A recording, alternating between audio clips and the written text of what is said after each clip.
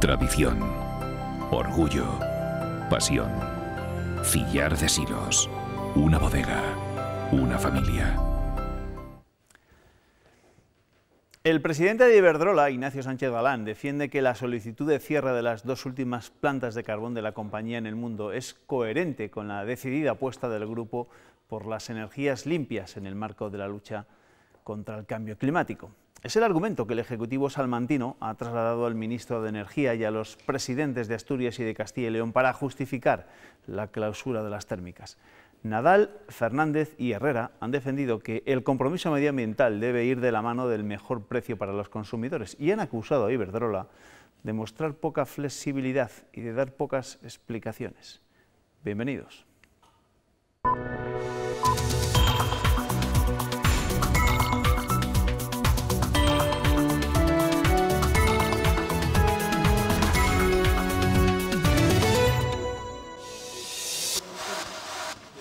Nuestra imagen del día la hemos grabado en el Ministerio de Energía. Posan para la misma el presidente de la Junta, el presidente de Iberdrola, el presidente del Principado de Asturias y el ministro Álvaro Nadal. Imagen previa a un encuentro en el que se ha mantenido el desencuentro entre los intereses de la eléctrica y el de los gobiernos autonómicos y central.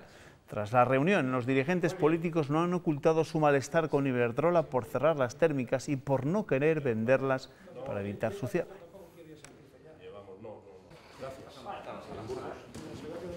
Más de 2 horas y media de reunión no han servido para acercar posturas. Iberdrola se mantiene en su decisión, no quiere las plantas térmicas de Velilla y Lada.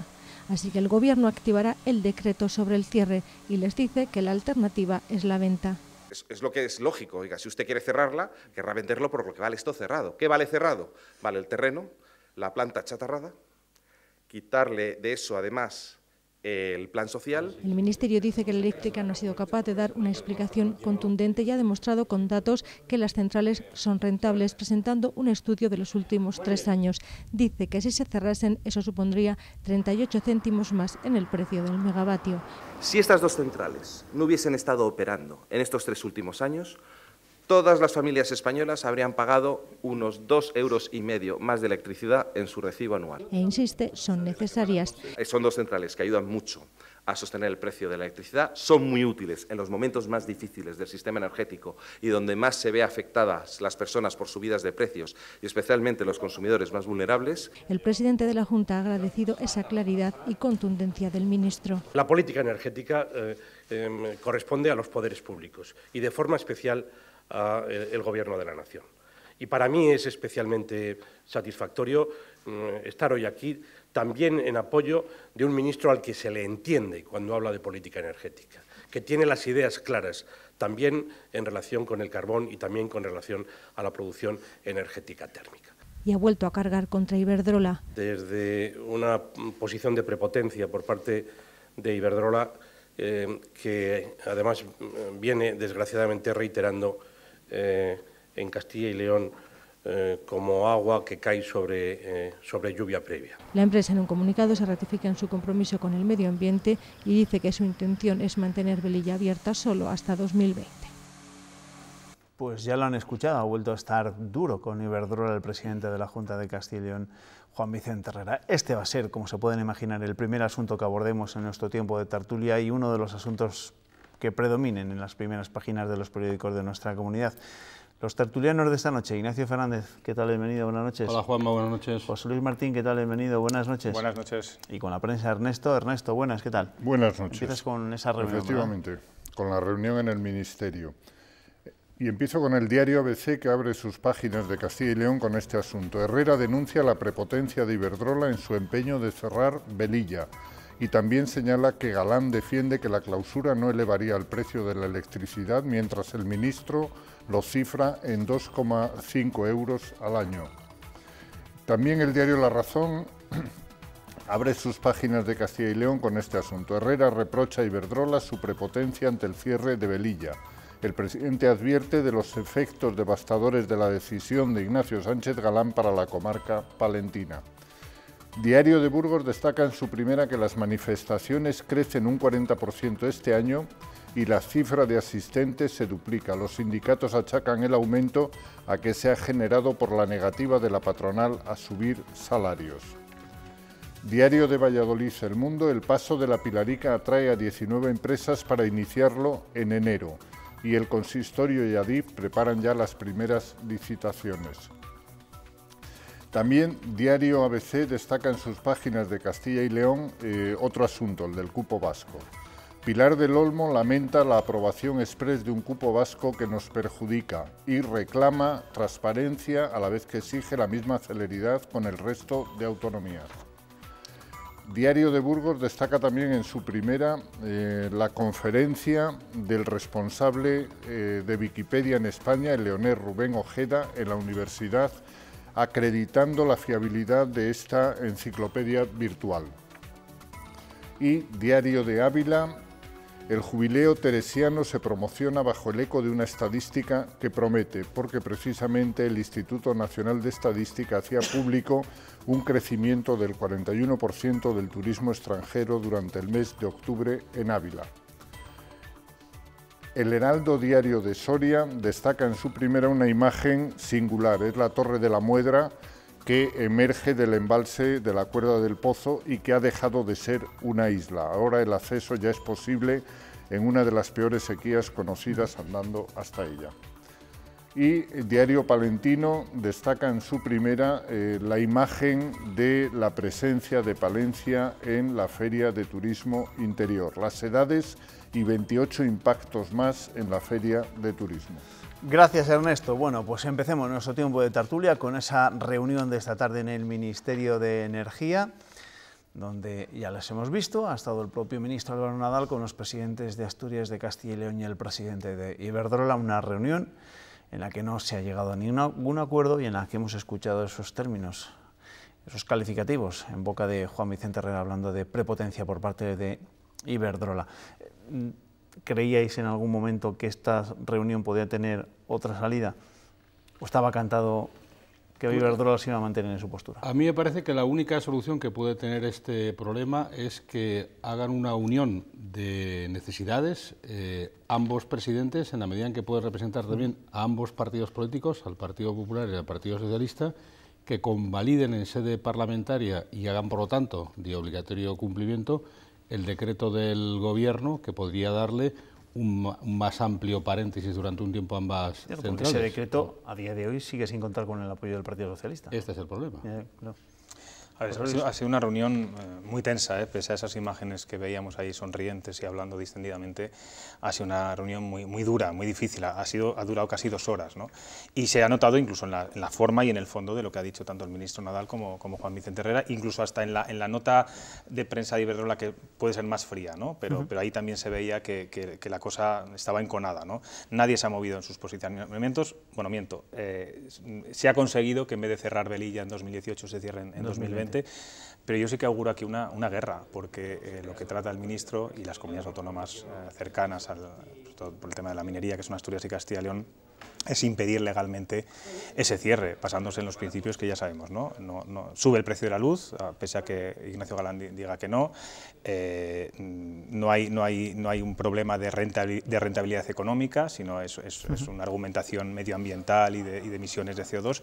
Y luego hay una cosa que a mí me ha preocupado bastante, y es que Ignacio Galán, según ha podido argumentar en esa reunión, quiere impedir la venta de la central. Sabéis que en el Real Decreto también se habla de subasta, de que si Iberdrola no quiere esa central, bueno, pues vendría otra eléctrica, no sé si es algo, en fin, muy rentable a día de hoy, y podría adquirirla.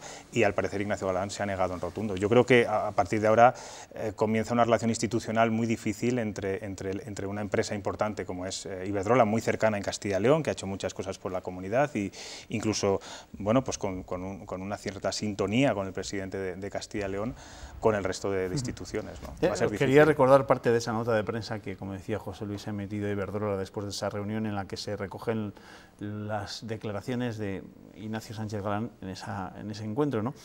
Dice que Galán ha destacado su compromiso con el medio ambiente, el desarrollo sostenible y lucha contra el cambio climático, y ha defendido la coherencia de la iniciativa de Iberdrola de completar el proceso de clausura de todas sus centrales de carbón en el mundo. Lo que venía a decir, yo creo que desde el primer momento en el que se conocía esta noticia, Sánchez Galán, es que a nadie le podía sorprender esta decisión porque ya era un poco la estrategia marcada desde hace tiempo por Iberdrola. Bueno, el pasado viernes el propio Ayuntamiento de Velilla aprobó 3 resoluciones, una de las cuales fue que pedían una moratoria de 10 años para el cierre. Nadie está negando que las centrales térmicas de carbón están abocadas a su cierre.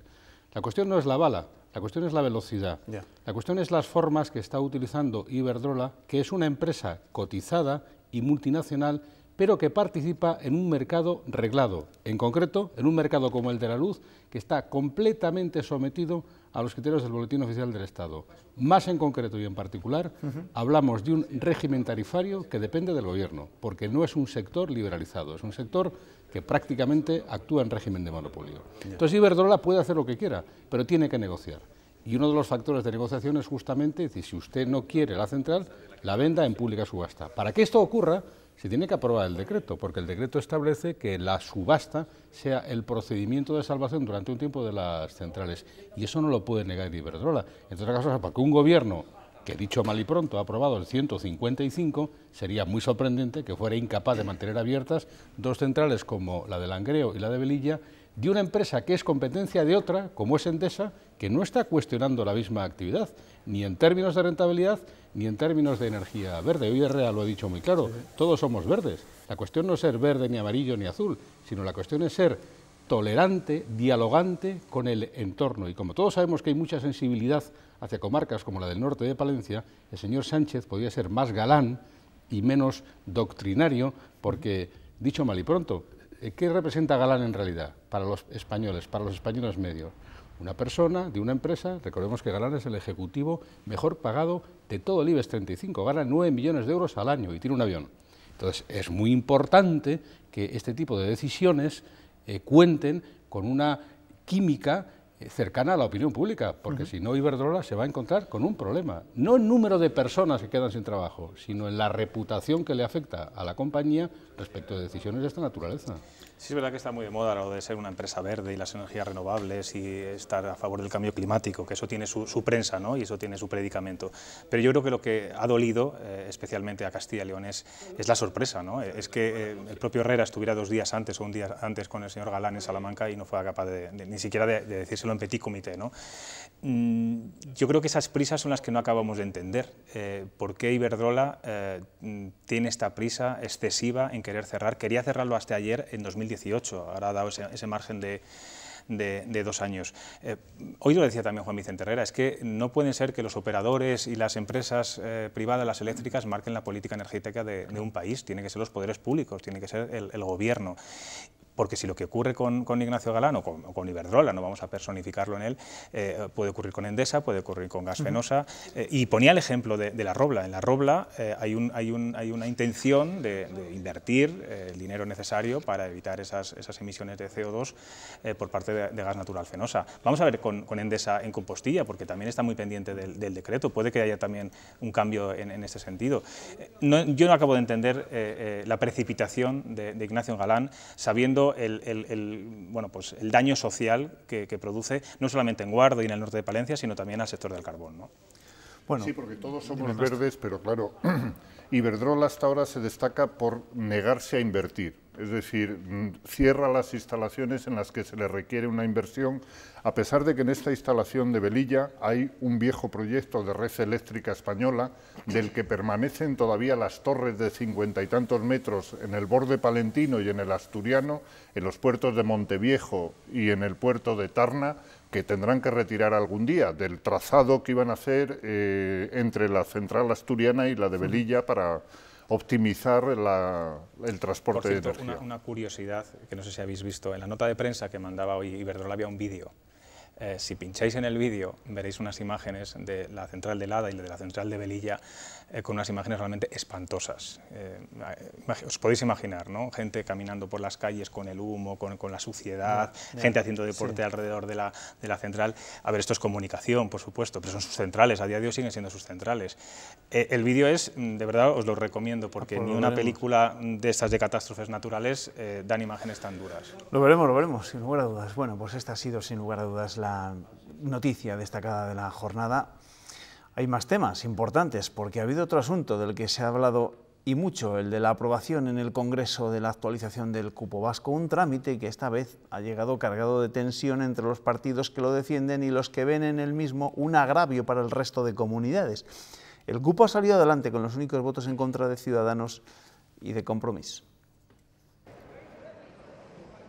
Cristóbal Montoro niega que la actualización del cupo vasco sea una contrapartida al PNV, aunque se acordó en mayo para su abstención en los presupuestos de este año. No estamos hablando de ningún tipo de privilegio ni de ningún tipo de discriminación, ni estamos hablando de monedas de cambio en la negociación política.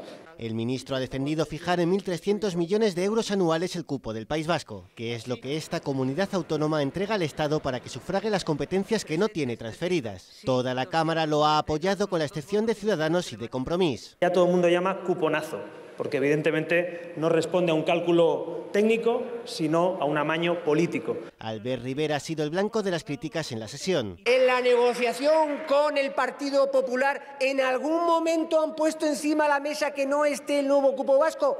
No, no. Intereses populistas y cortoplacistas, en busca de un voto fácil, intentando desunir y enfrentar. Podemos respalda el cupo, aunque no está conforme con cómo se ha negociado. Nunca más algo fundamental, como la financiación de los distintos territorios, debería ser objeto de negociaciones entre dos partidos. Todos los partidos han reclamado al Gobierno que aborde ya la reforma del sistema de financiación de las comunidades autónomas de régimen común. Entre todos intentemos negociar y acordar un nuevo modelo en los primeros meses de 2018. El ministro emplaza especialmente al PSOE para abordarlo y los socialistas establecen dos condiciones: que todos los españoles tengan acceso a los mismos servicios vivan donde vivan y que se blinde la financiación de esos servicios ante los vaivenes de los ciclos económicos. El debate sobre el cupo vasco no se queda en el Congreso, las comunidades también tienen mucho que decir. La Junta de Castilla y León no cuestiona la existencia del cupo, aunque la consejera de Economía y Hacienda echa en falta más transparencia en su negociación.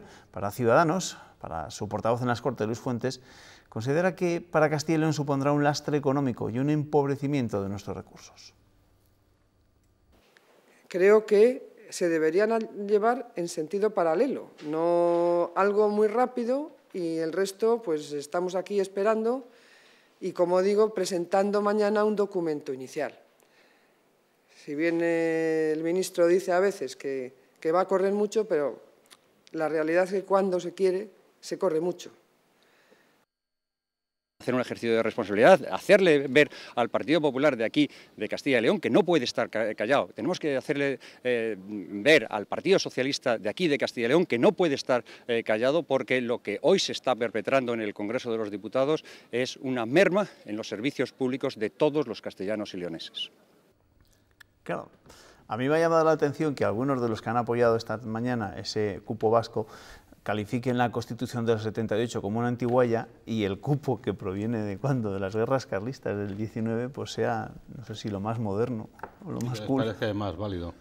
Entonces, que empezamos la sección de humor del programa, ¿no? A partir de este momento. Como queráis. Porque yo creo que este asunto solamente lo podemos interpretar en clave... O la sección de agravios, como preferáis. Humorística.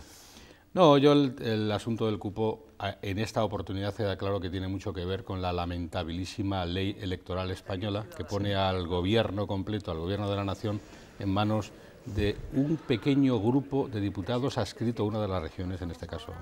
Entonces, bien, al principio de la legislatura, creo que fue Sáenz de Santa María, encabezó una comisión de expertos económicos que evacuaron un informe, una de cuyas conclusiones es urgente revisar los parámetros del cupo, porque el cupo está generando desequilibrios. ¿Y Rajoy qué hace para salvar su gobierno? Paga lo que debe, certifica el cupo y le da 5 años de dinero extra. Es una circunstancia perfectamente impresentable, pero no tiene nada que ver con el cupo en sí, sino por una ley electoral que permite tener este tipo de representaciones y, por cierto, con partidos de la mayoría que podrían haber contado con el apoyo de partidos de la minoría para sacar adelante los presupuestos. ¿Dónde estaba el PSOE cuando había que votar los presupuestos que al final acabó votando el PNV? Ahora que el PSOE no diga que es que el PP está en manos del PNV, porque él podía haber echado una mano. En cualquier caso, y hablando de esas negociaciones, también resulta pintoresco, bueno, no es pintoresco, es simplemente por el interés de unos, que este cupo no se llegó a negociar cuando el Partido Popular tenía la mayoría absoluta, es decir, cuando no dependía tanto como dependen en estos momentos de los votos del Partido Nacionalista Vasco. Y seguro que la memoria de Ernesto nos puede recordar lo que en su día llegaba a decir el propio Mariano Rajoy cuando era Zapatero el que negociaba el cupo vasco con el PNV. Claro, hoy hemos escuchado al ministro Montoro reprochar a Rivera que utilizara expresiones no apropiadas para un líder que aspira a gobernar. Y, claro, a continuación reproducían las expresiones que utilizó Mariano Rajoy hablando de bajada de pantalones, reprochando a Zapatero la anterior negociación del cupo. ¿Esto ha vuelto a ser otra bajada de pantalones, José Luis? Hombre, a ver, está claro que esto es muy constitucional, eso es indiscutible, y que se hace por lo que se hace, que es para aprobar los presupuestos del Estado y que no haya elecciones generales el próximo año, y bueno, por eso se negocia con los nacionalistas vascos. Qué curioso que siempre que hablamos de cosas de Estado, al final siempre negociamos con los nacionalistas, ¿no? Es una cosa ya histórica en este país.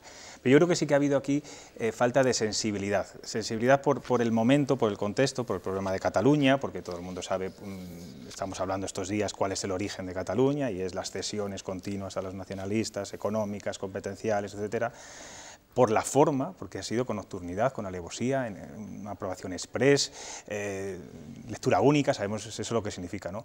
Y luego también, bueno, pues desde un punto de vista, como decía la consejera, en el que se había dicho siempre que primero el modelo de financiación autonómica y después el cupo vasco, qué facilidad hubiera sido que se hubiera hecho en paralelo mucho antes. Lo que no tiene sentido es que el modelo de financiación autonómica lleve 4 años caducado y el cupo vasco se apruebe, vamos, rapidísimamente. Y luego hay un problema político, porque el gobierno está muy incómodo. Los argumentos que está utilizando Ciudadanos estos días son muy sensibles al electorado del PP.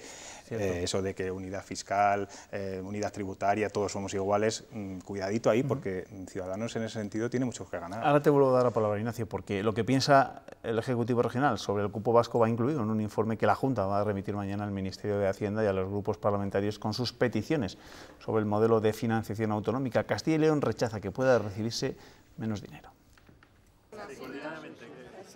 Una vez más, la Junta insiste, la negociación del nuevo modelo deberá ser multilateral, es decir, deberá estar también Cataluña, que no estuvo en la conferencia de presidentes. Lo que queremos es que todas participemos, porque todas podemos expresar postura, y si no, luego no vaya a haber negociaciones bilaterales, que es lo que pretendemos evitar. Y el modelo tiene que cubrir los costes del estado del bienestar, ahora y a futuro, insistiendo en el criterio de la población ajustada. Reclama más peso para la dispersión. Queremos que se compute los usuarios que están lejos de los núcleos de población, cuánto tiempo tardan en llegar y cuántos usuarios necesitan recorrer unas distancias, porque de ahí también depende el coste que tenemos de nuestros servicios. La Junta pide además lealtad institucional, que el Gobierno tenga en cuenta lo que suponen sus decisiones cuando suprime impuestos o añade prestaciones, y critique la desigualdad en el reparto de los ingresos. Y les voy a dar simplemente un dato. Entre 2010 y 2015, la financiación de las comunidades autónomas ha crecido el 0,3%, mientras que la recaudación por impuestos en el conjunto del Estado ha crecido un 14%. Línea roja es además el statu quo. La Junta se opone a que pueda recibir menos de lo que recibe ahora y solo estaría dispuesta a ceder siempre que se valoren todos los criterios que demanda. Cree además que el Fondo de Compensación Interterritorial no cumple con su mandato y es claramente insuficiente. Ya tenemos cupo vasco, no sabemos cuándo tendremos un nuevo modelo de financiación autonómica, y eso que se lleva ya meses negociando y que fue una de las prioridades que se marcaba también el gobierno de Mariano Rajoy. Bueno, es evidente que España va a enfrentarse a una situación a partir del mes de enero, al parecer, en que se va a poner en cuestión y reclasificar algunos de los principios de la propia Constitución en este intento de buscar una salida al problema catalán. Ahí tenemos una gran oportunidad de reajustes competenciales, que nos sirva también para reajustes de costes, que nos sirvan también para que el modelo sirva o sea base 100, porque todas las comunidades piden más financiación. Naturalmente ninguna renuncia a las estructuras de gasto muy onerosos que tienen muchas de ellas. Bueno, pues ahí tenemos una oportunidad en este momento, a partir de enero, para ver si somos capaces, una vez que hemos cumplido 40 años de régimen constitucional, pues de hacerlos mayores y resolver ciertas disfunciones que tenemos muy evidentes. ¿Seremos capaces de resolverlas, José Luis? Será muy complicado, pero yo creo que hoy ha habido un avance importante que ha dicho la consejera. Hay 8 comunidades autónomas con características de dispersión, de despoblación parecidas, similares a las de Castilla y León, que van a hacer un frente común para defender ese principio que es el statu quo, ¿no? El de no perder más de lo que ya estamos recibiendo, ¿no? A partir de ahora todos sean beneficios, digamos. Recordar que los expertos esos a los que hacía antes alusión por las comunidades autónomas, que de cada comunidad autónoma están elaborando estos informes, había algunos que ya hablaban de que no habría dinero y de que si no hay dinero, a lo mejor algunas comunidades van a tener que recibir menos.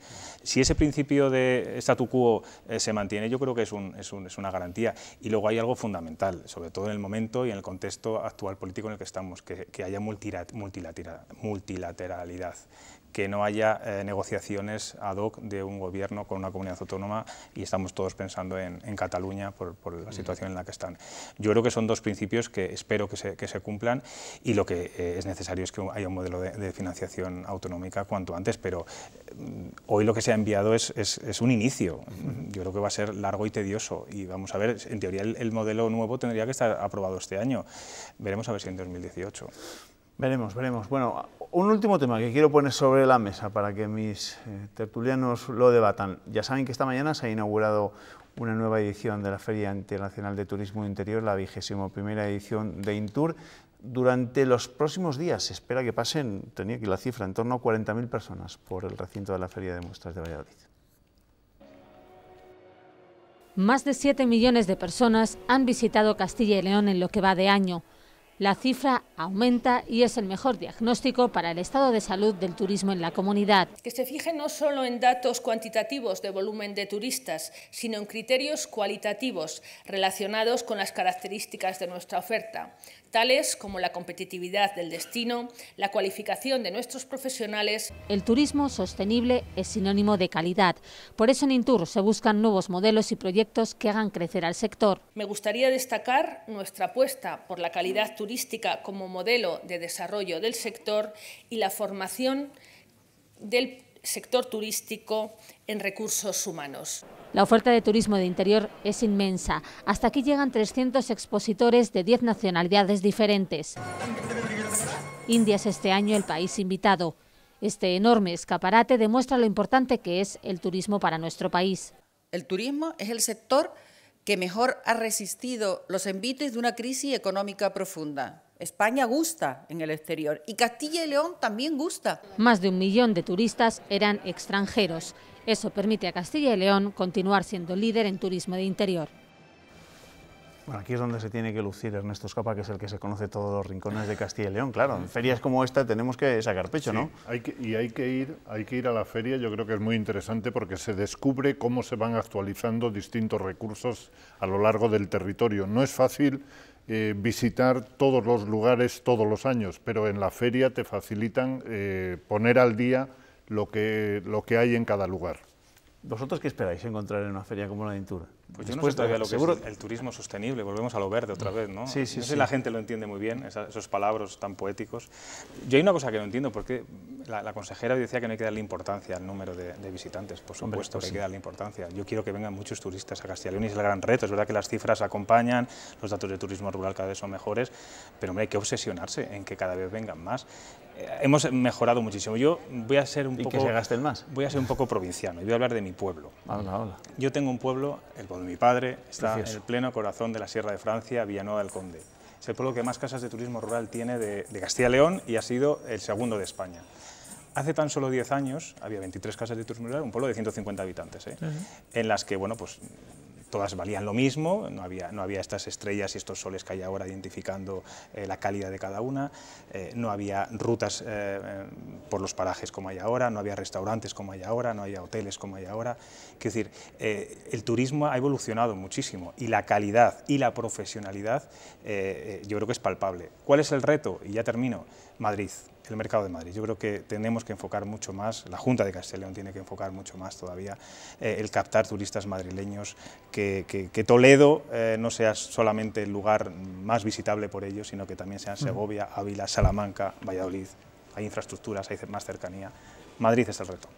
Ignacio, ¿dónde conseguimos más turistas? Tú te enfrentas, por ejemplo, al grave problema que abordamos, antes lo comentábamos, con el tema de Velilla, y lo iluminas a la luz del turismo interior y el problema deja de serlo, porque se suscitan oportunidades, empezando por Riaño y acabando por la ruta de los pantanos, que son verdaderamente insospechadas, dada la calidad y la categoría de este destino en la montaña palentina.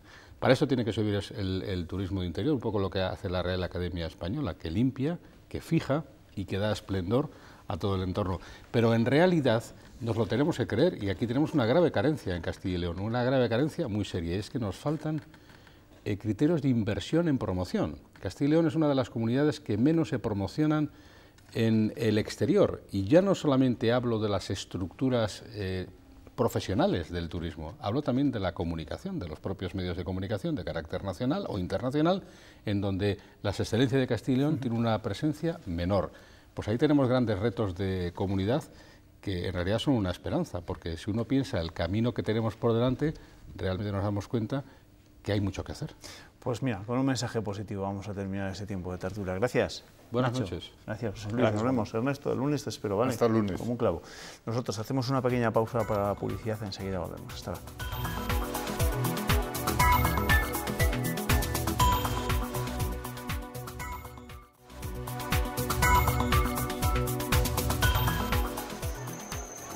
Un no rotundo a la violencia contra las mujeres se ha escuchado hoy en los centros de Castilla y León. 4.500 alumnos y profesores de toda la comunidad han celebrado actos rechazando la violencia machista.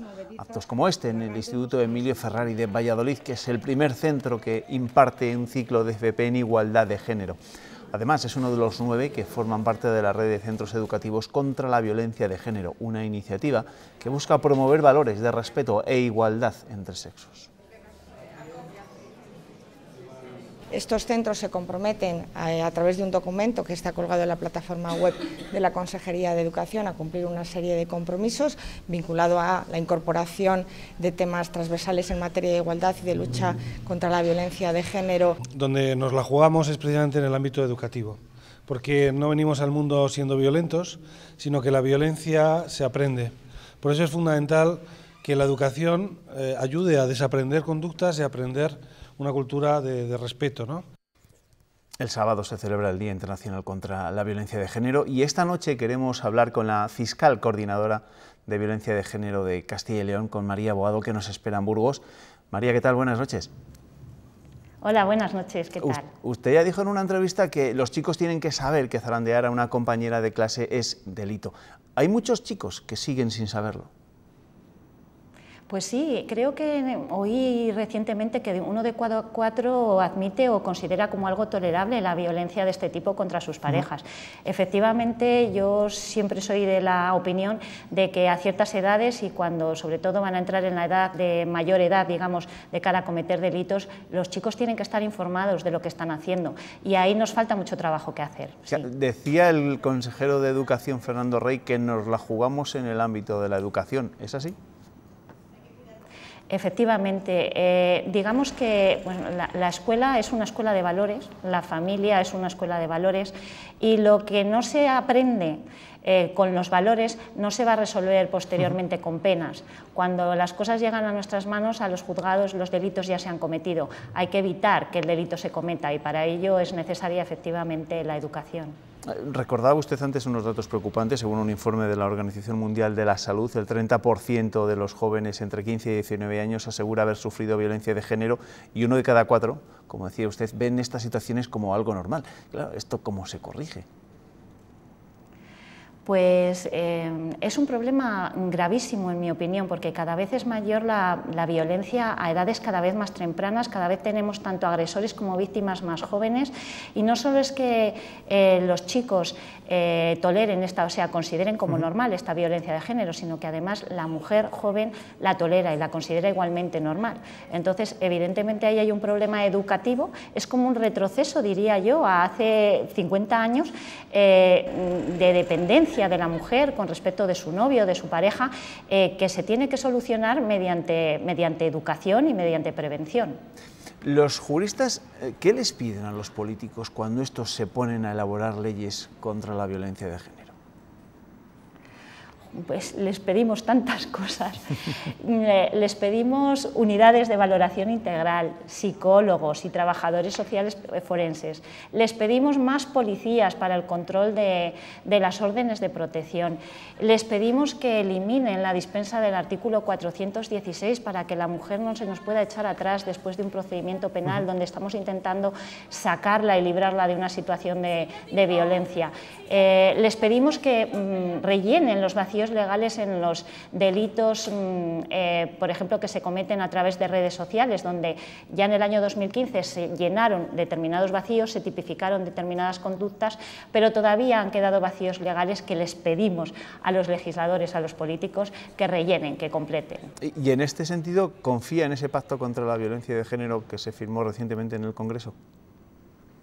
Pues yo he leído el pacto es muy amplio, el pacto ahonda en muchas cosas que realmente ya existen, que pretende simplemente fomentar en muchos aspectos lo que ya recogía la Ley de Protección Integral 1/2004. Yo lo que espero es que a la mayor prontitud posible este pacto, que considero fundamental e importantísimo, por supuesto, que hayamos llegado a un acuerdo entre todos, entre toda la sociedad, digamos, porque los partidos políticos lo que representan es a la sociedad, que se materialice pronto en leyes y que se materialice pronto en dotaciones presupuestarias. A estas alturas de año ya tenemos que contar con 44 mujeres asesinadas y con 8 menores. Las cifras vuelven a ser desoladoras. ¿Fallan las medidas de protección o se siguen sin denunciar muchos casos?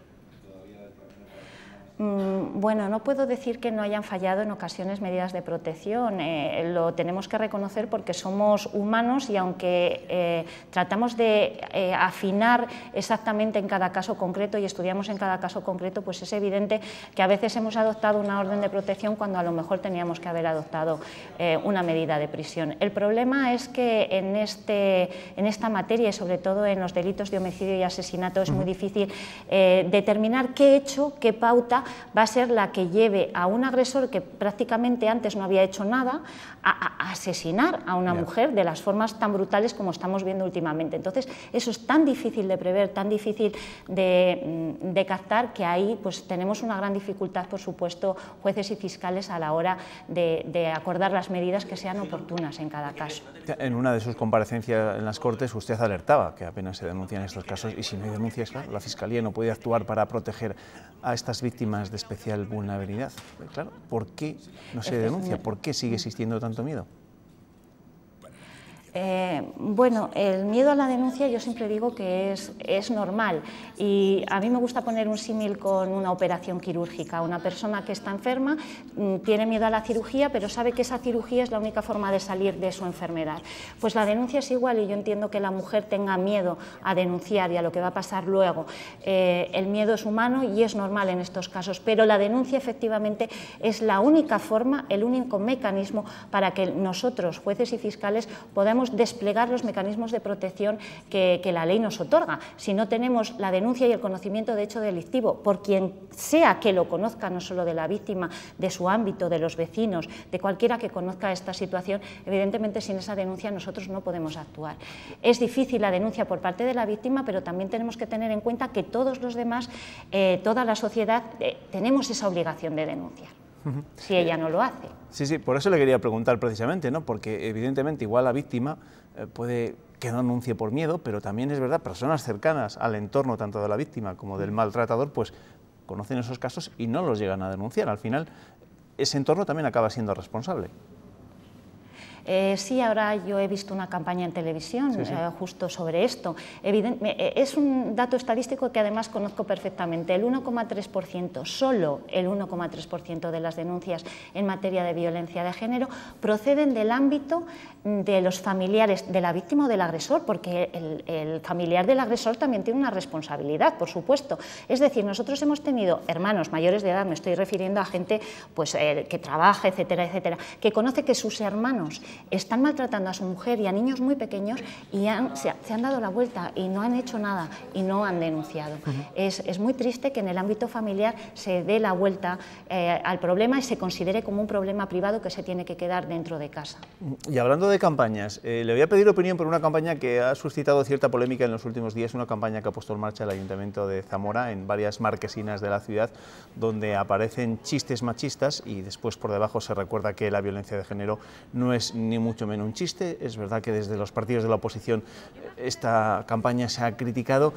¿Usted cómo lo valora? Es decir, le pregunto, ¿se banaliza en ocasiones demasiado y se ríen demasiado las gracias ante determinados chistes machistas?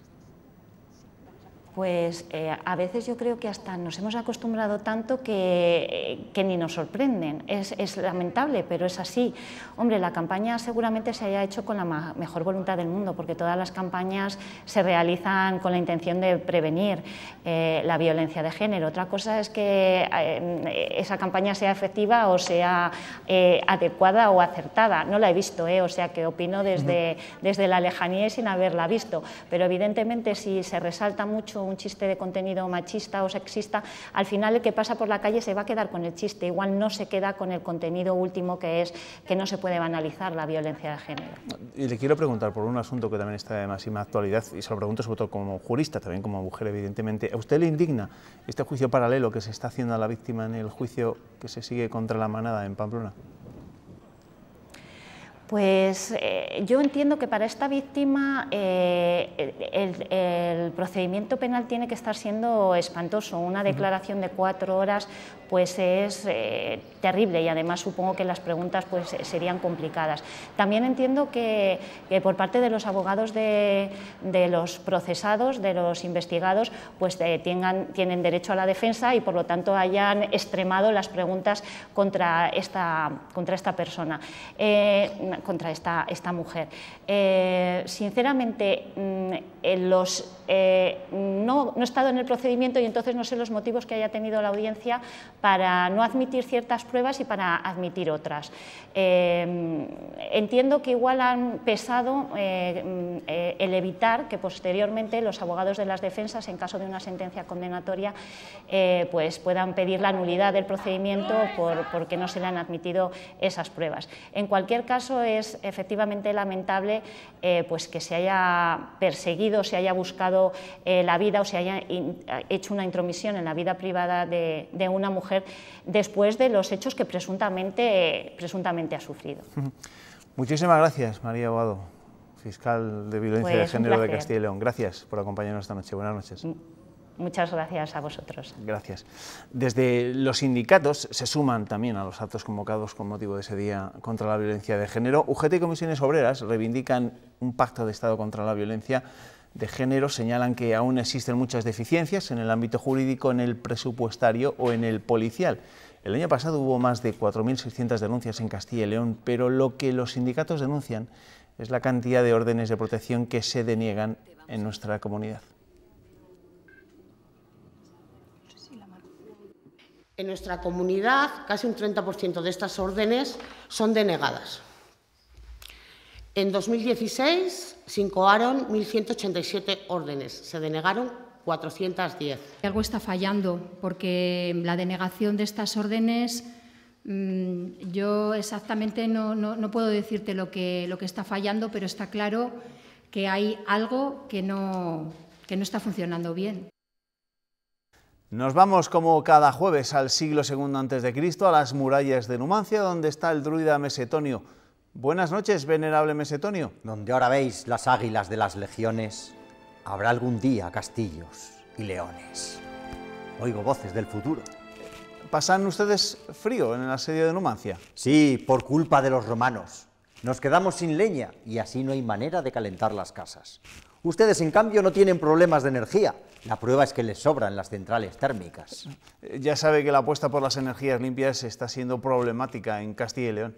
Los debates sobre el cierre de la central de Velilla en las Cortes de Castilla y León han sido tan acalorados que se podría convertir el Parlamento regional en una central térmica.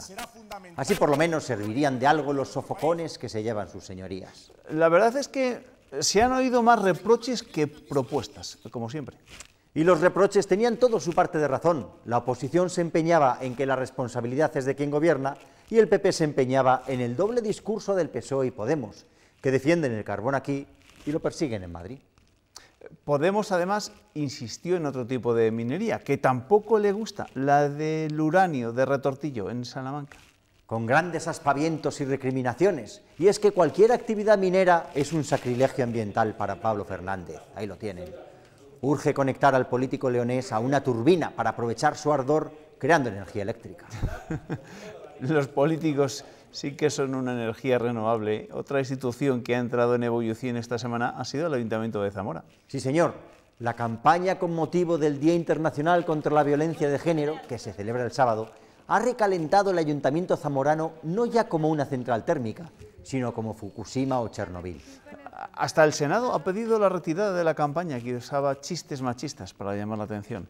Un chiste es una ficción irónica y jocosa, pero ustedes en el siglo XXI tienen un serio problema con los chistes, y es que se los toman en serio. Así que usar el humor para llamar la atención sobre problemas graves se malinterpreta de forma sistemática. Parece que de humor y de chistes sabe usted bastante. En Numancia siempre nos tomamos las cosas con humor. Que la risa también calienta el corazón, a falta de carbón para las estufas o para las centrales térmicas. Esa risa que siempre será mejor que los discursos ofendidos de los políticos que hacen aspavientos grandilocuentes para nunca arreglar nada. Esa risa que siempre ha encontrado eco en nuestros amplios páramos y en nuestros feraces valles, que cuando no hay hambrunas, pestes o guerras, son lugares bastante tranquilos. Y cuando hay hambrunas, pestes o guerras, también. También lo son. Venerable Mesetonio, nos vemos el jueves que viene, ¿vale? Hasta el jueves que viene. Que le vaya bien esta semana. Adiós. Nosotros ya nos tenemos que despedir. Recordarles simplemente que ahora llega Andrés Gómez con la información meteorológica y que desde las 7:30 Antonio Renedo nos va a contar cómo se despierta este viernes Castilla y León. Que descansen. Buenas noches, amigos.